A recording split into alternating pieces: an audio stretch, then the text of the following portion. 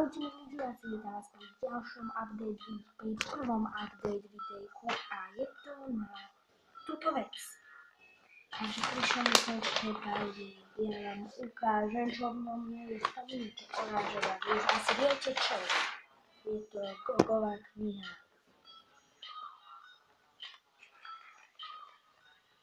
Asi 6 vytlačená a ja som sa rozhodol, ak pod týmto videom bude 5 lajkov a 0 dislajkov, budem točiť z tejto Gogovej knihe série.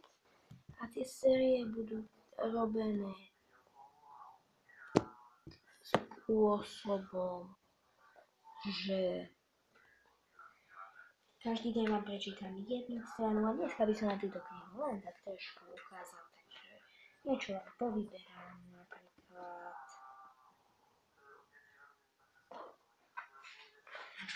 niečo viac, potom máme takéto pekné ilustrácie sú tu a na konci vám prečítam, čo je tu písané, takže je to výborná kniha, len toho Goga tam nemuseli toľko spomínať. Denník SME.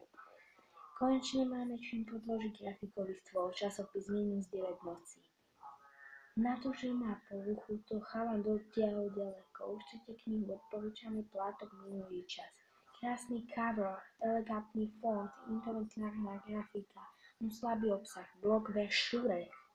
Málo bicyklov a namiesto oranžovej by som dal zelenú športovec Peter S5 Gun. Takže športovec Peter Sagan. A ja by som vám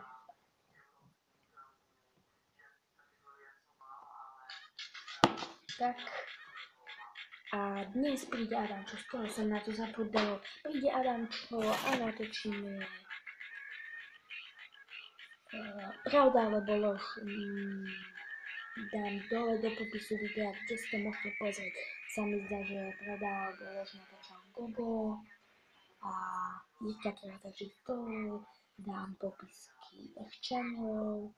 A mňa na to vyzval kamarát, tak môžete si pozrieť. Je to Kikos TV alebo Miloš Wolf.